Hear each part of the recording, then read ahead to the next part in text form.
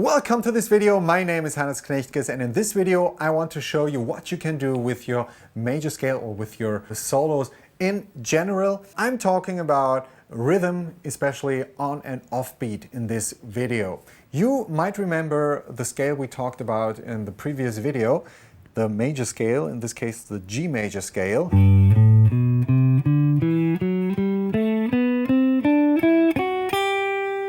Okay, and back again. We played that scale with those legato style or with this staccato.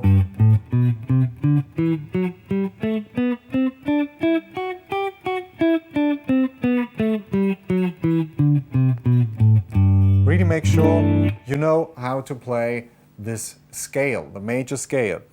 And now I want you to know that you can of course alter the rhythm. You probably started out playing your scale up and down and up and down. I mean, this is cool, but you can, and this is a very good exercise, train your rhythm by just playing the first 4 notes. 1, 2, 3, 4, 1 and 2 and 3 and 4 and 1.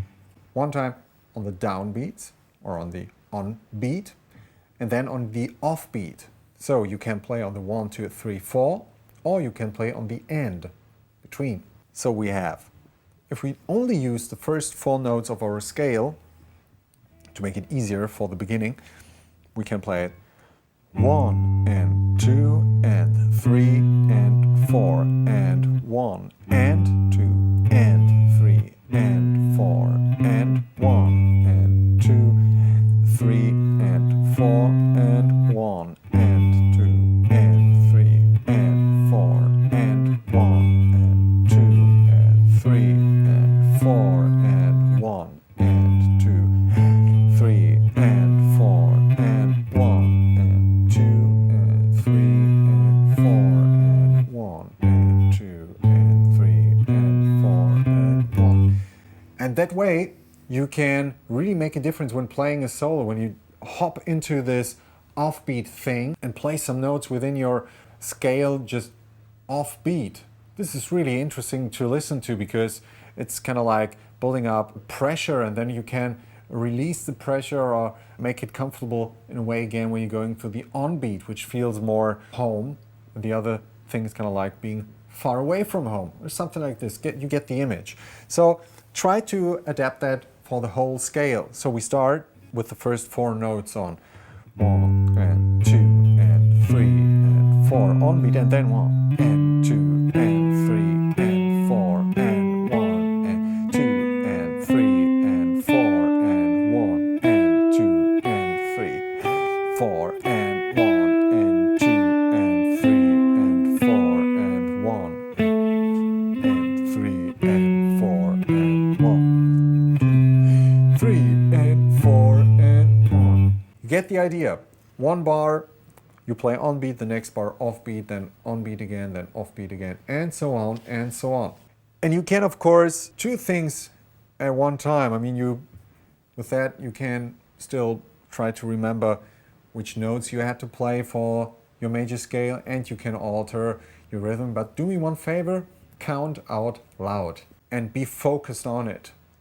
It's way more effective if you're focused on what you're doing. This is why I want you to count out loud while doing this and really take a look that your technique is proper and that you're really playing it the way you want and that you intended. So this also means when I play this on-beat, off-beat, on-beat, off-beat thing, try for example, if you play the scale up, to play it legato, and on the way back you play it staccato.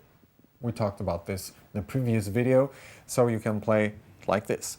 1 and 2 and 3 and 4 and 1 and 2 and 3 and 4 and 1 and 2, 3 and 4 and 1 and 2 and 3 and 1 and 2 and 3 and 4 and 1, 2 and 3 and 4 and 1 and 2 and 3 and 4 and 1, 2.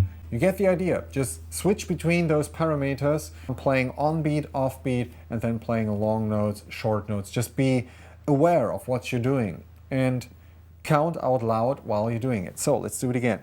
We start with staccato now, short notes, and we start with on beat.